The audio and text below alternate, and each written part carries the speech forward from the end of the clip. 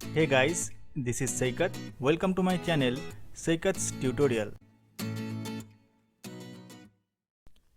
If you want to change the behavior or the appearance of any element in your template from the component class, then you must get the reference of that element.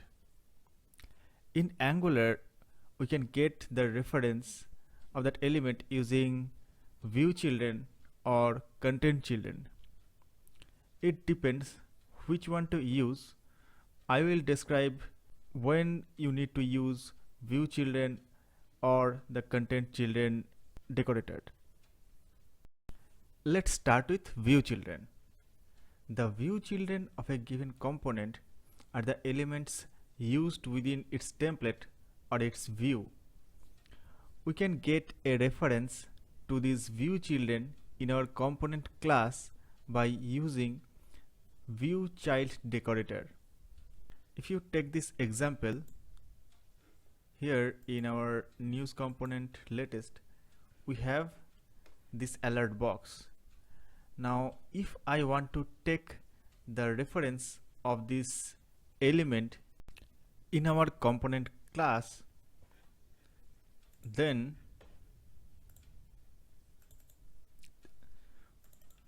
we have to give a local reference, say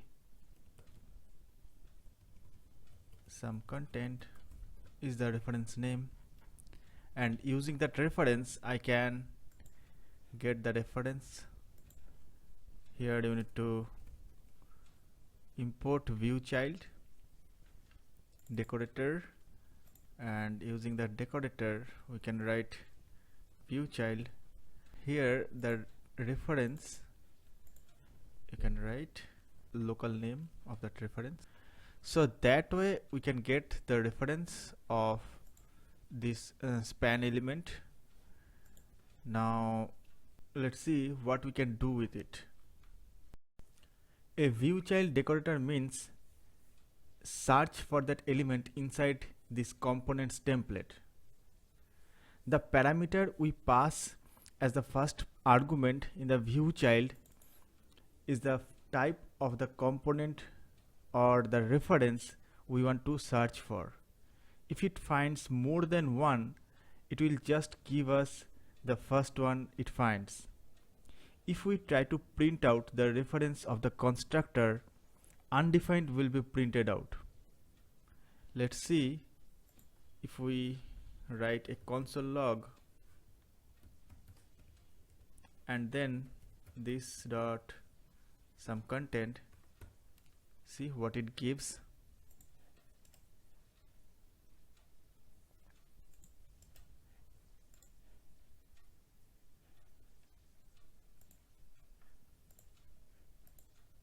Okay, so you can see it is giving undefined within the constructor. That is because by the time the constructor is called, we have not rendered the children yet. We render in a tree down approach in Angular, so when a parent component is getting constructed, it means the child are not created yet. We can, however, hook into the life cycle of the component at the point of the ViewChildren have been created, and that is with the ng after ViewInit or ng after ViewChecked hook. So you can check out my tutorial on lifecycle hooks of Angular. The link is given above. So now let's implement that after ViewInit hook. We need to implement that here after ViewInit, and we need to implement that function. Now here if we write the same statement, you will see the element here in console. Okay, so in constructor it is returning undefined. However, inside the ViewInit you can see the reference of the element. Now if you want to access the element, you can write the reference of the element, then native reference, you can take it from here, native element reference, and that will return the DOM. Okay, so you can now see the content. It is always a good practice to define the type of the variable. So the ViewChild will return a type of element reference that you can import and use as the type of ViewChild. So it is a good practice so that you cannot override this variable in some place. Alright, now if we want to get the ViewChild of any component that has been used within this latest component, then see how we can do that. So first let me create a component, ngc for component. Say our component will display the date, so we can write date viewer. Okay, so the component has been created. Okay, so first let's comment this out, the existing code, and here we'll create a row class.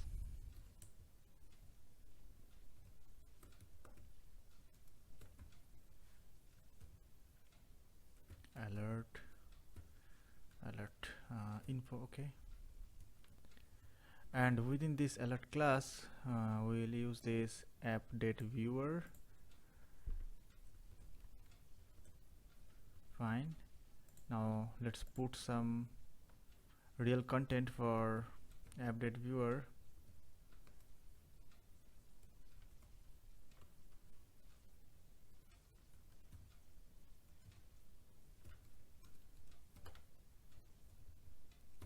Alright, so that date should be displayed here.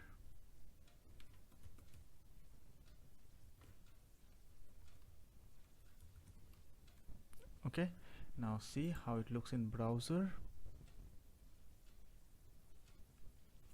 Well, so now we have a date viewer component that we are using in our latest component.html file. Here what we want to achieve is we want to get the reference of this element by a component type. So first we need to import that component. Import from // out of latest // out of news. Now here we can get date viewer / date viewer.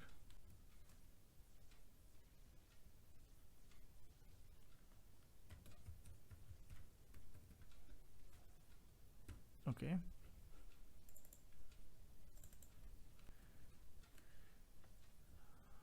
alright, so now we have this date viewer component. Let me take the reference of this component class using ViewChild.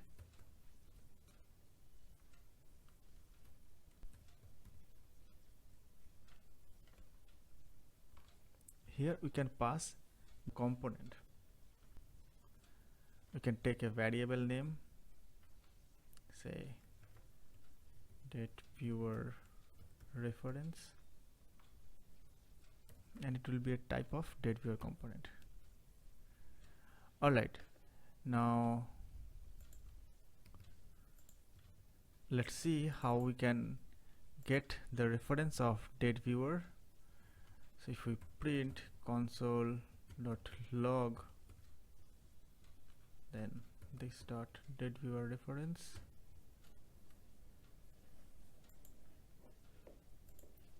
See what prints in the console. Alright, so it prints date viewer component, and within that we can see there is a variable, that is the variable from the date viewer component class. So we can access that variable from here. So if you write dot today, then you will be able to get the value of that variable. Now see how we can change the value of this reference. So if we write a set timeout function to change the time in some interval, that is also possible.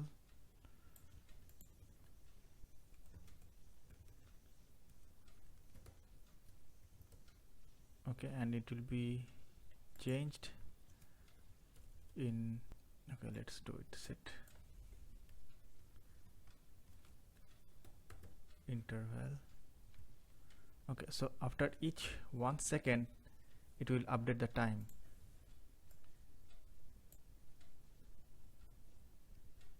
So you can see here the second is getting updated for each second using this set interval function. But remember, you can access this reference only within ng after view init or ng after view checked. So ng after view checked will be triggered whenever the value changes in the date viewer component. So you need to decide that which hook you need to use, but this ng after view init is triggered only once after the view is initialized or the children is initialized. Alright, now what if we have multiple children components? Now in our example, if we add this guy again, so then you can see we have two different elements are rendered, but in console we can see the only one reference is present.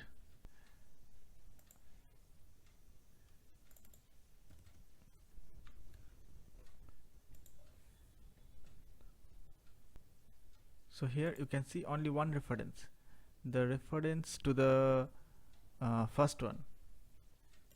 So to get multiple children component, we can use ViewChildren decorator.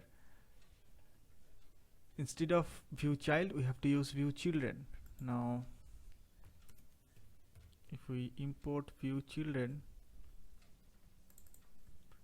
and if we use ViewChildren instead of ViewChild, okay, let me copy this guy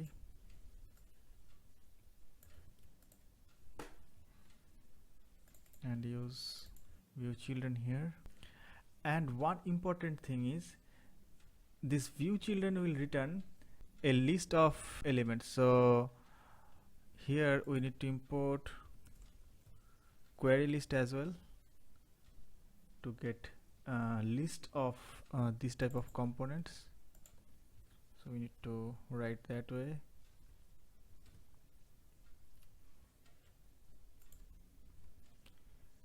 Now if you see date viewer reference, so now it is a query list where we have first, last, I mean these two. So this is actually not readable. We actually need to convert it to array format. Now it will return an array of date viewer component. So here we have reference to both view references. Now how we can implement it here? We need to do a loop for both of these.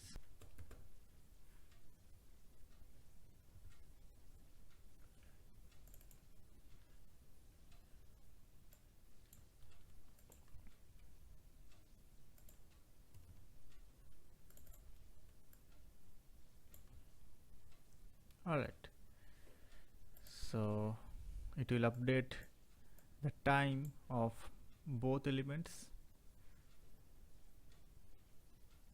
Okay, so it is working. So that's all about ViewChildren and ViewChild. In my next session, I will create a tutorial on content child and content children. So stay tuned, and if you like this video, then don't forget to click the like button, don't forget to share this video, and don't forget to subscribe to my channel. Thank you guys, thanks for watching, have a great day, bye.